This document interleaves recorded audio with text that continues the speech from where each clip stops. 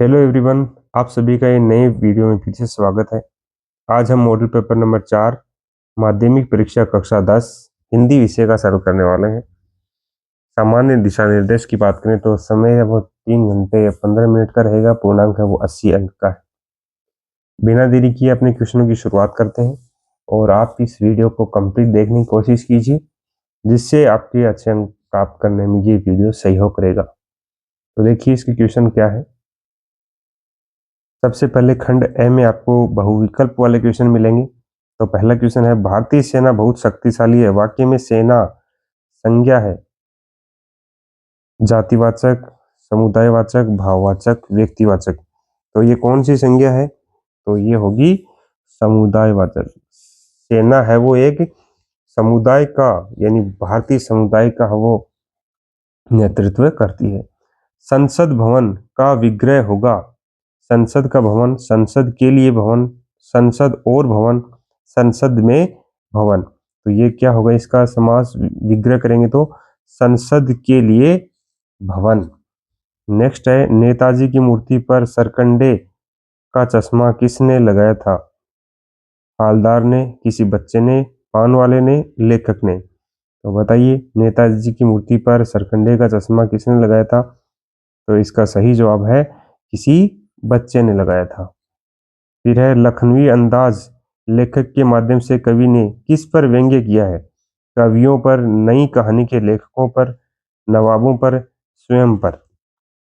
तो ये जो लेखक थे लखनवी अंदाज, उसने नवाबों पर व्यंग्य किया था।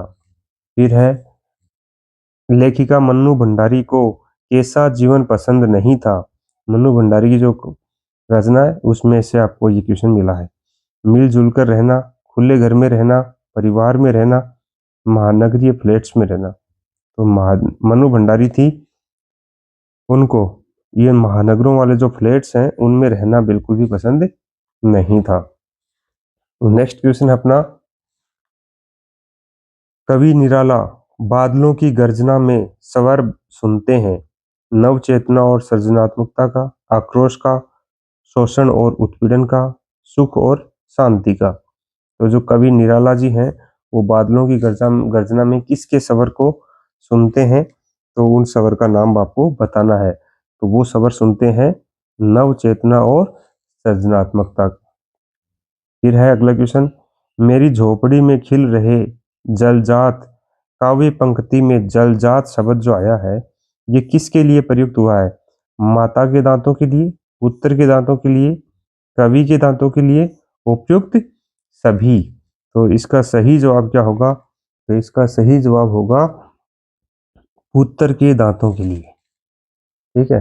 नेक्स्ट क्वेश्चन अपना, कवि जयशंकर प्रसाद ने अपने जीवन के किस पक्ष का उल्लेख किया है?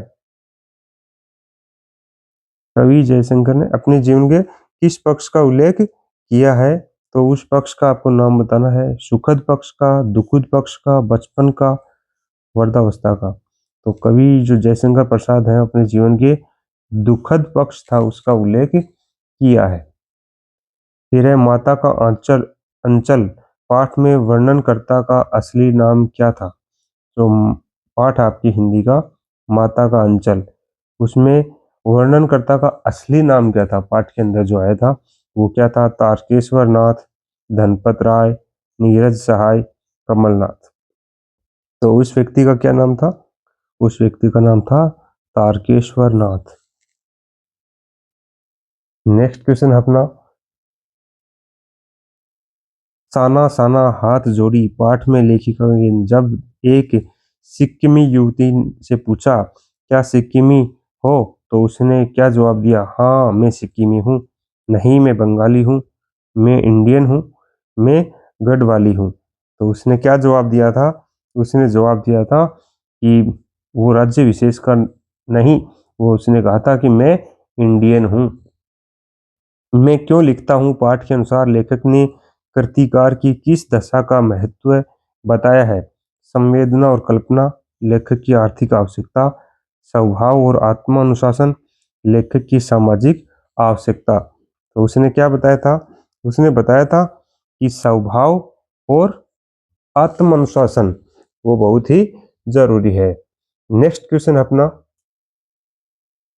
मैं क्यों लिखता हूँ? पाठ में लेखक के अनुसार प्राय भीतरी प्रेरणा का क्या कारण होता है? भीतरी दबाव, बाहरी दबाव, अनुभव और संवेदना। तो इसका होता है भीतरी दबाव।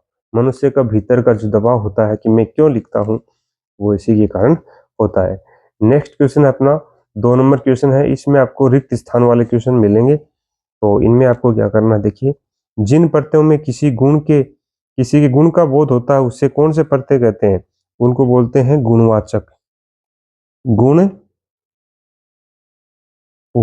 प्रत्यय बोलते हैं उनको। फिर है यद्यपि शब्द में संधि है। यद्यपि में कौन सी संधि है? यण संधि है। कौन सी संधि है?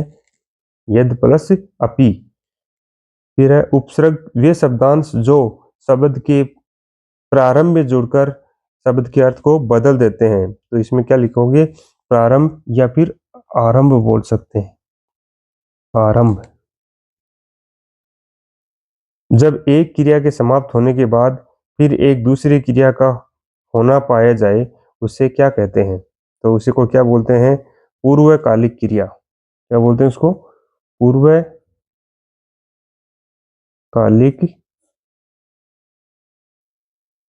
क्रिया। फिर है तुलना की दृष्टि से विशेषण की अवस्थाएं होती हैं। विशेषण की 3 अवस्थाएं होती हैं। कितनी अवस्थाएं होती हैं? 3।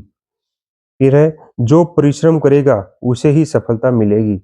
वाक्य में कौन सा सर्वनाम है? तो इसमें कौन सा है? संबंधवाचक। संबंधवाचक। जो परिश्रम करेगा उसे ही सफलता मिलेगी। तो इन दोनों में कौन सा संबंध हो गया? संबंधवाचक सर्वनाम। नेक्स्ट क्वेश्चन देखिए, आपको 3 नंबर क्वेश्चन है वो मिलेगा अपठित गद्यांश।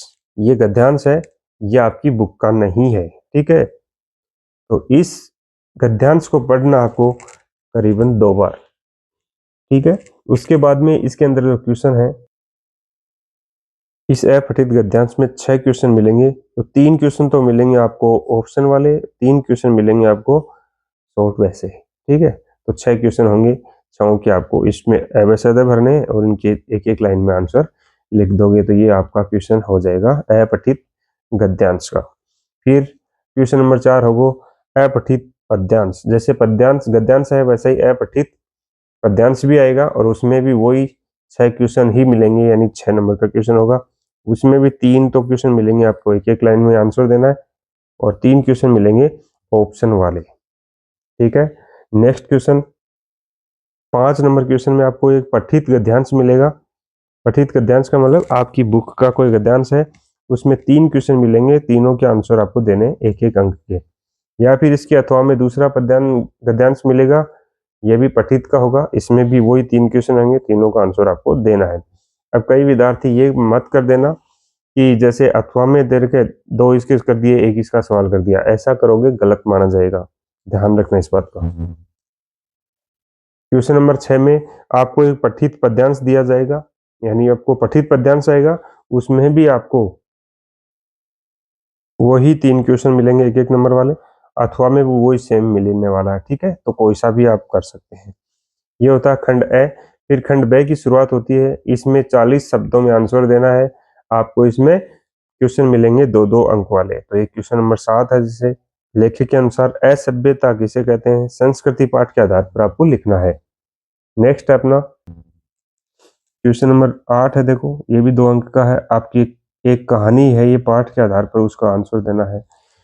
फिर क्वेश्चन नंबर 9 देखो, बाल गोविंद भगत पाठ से आया है। फिर क्वेश्चन नंबर 10, इनमें आपको 35 से 40 शब्दों में आंसर देने हैं। ये 2-2 अंक वाले क्वेश्चन है। ऐसे ही इसी को पीडीएफ बोला जाता है, पीडीएफ। फिर देखो अगला क्वेश्चन है, साना साना हाथ जोड़ी, ये पाठ से आपको लिखना है। फिर अगला है, मैं क्यों लिखता हूँ, इसमें कुछ आलसी लेखक कब लिखते हैं। फिर है आग बबूला होना, मुहावरे का अर्थ बताते हुए उसका वाक्य में प्रयोग करना है। और फिर खंड 6 के अंदर आपको क्वेश्चन मिलेगा, 3 अंक वाला, जिसका आंसर आपको 60 से 80 शब्दों में देना है, यानी कम से कम 60 शब्द होंगे और अधिकतम 80 शब्दों तक पहुंचना है। इसमें भी आपको कोई एक करना है, ठीक है ना। और नेक्स्ट क्वेश्चन आपके 17 नंबर, इसमें भी आपको वही 3 अंक वाला क्वेश्चन है, इसमें भी कोई एक क्वेश्चन करना है। इसके अथवा वाला सवाल भी मैं आपको दिखाता हूँ। इसके अथवा में है, गोपियां कृष्ण प्रेम की अनन्य प्रेमी थी, किंतु उद्धव उन्हें समझने में असमर्थ क्यों रहे। फिर 18 नंबर क्वेश्चन देखो, ये भी आपके 3 अंक का है, कोई एक करना है।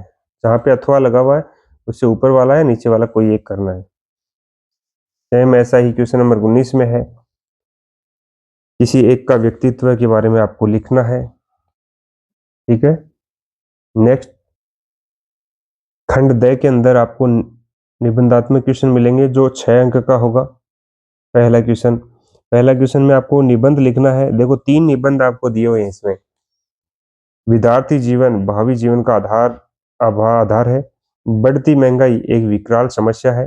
भारतीय संस्कृति का अनुपम उदाहरण है। उपहार है योग। तो इनमें से कोई एक पे आपको निबंध लिखना है, कोई एक पे, ठीक है। और नेक्स्ट क्वेश्चन 21 नंबर, इसमें आपको देखो, एक तो या तो प्रार्थना पत्र लिखना है या फिर पत्र लिखना है, कोई एक आपको इसमें लिखना है। ये होगा 4 अंक का। और लास्ट सवाल अपना, तो किसी अवतरण का संक्षिप्त, जैसे ये अवतरण दे रखा है इसका संक्षिप्तीकरण लिख दो, या फिर इसका एक जो लाइन दे रखी है इसका पलवन लिख दो। आपको एक क्वेश्चन इसमें करना है। तो इस प्रकार से अपना ये पेपर यहीं पे समाप्त होता है। मिलते हैं नेक्स्ट वीडियो में, तब तक के लिए धन्यवाद। जय हिंद, जय भारत।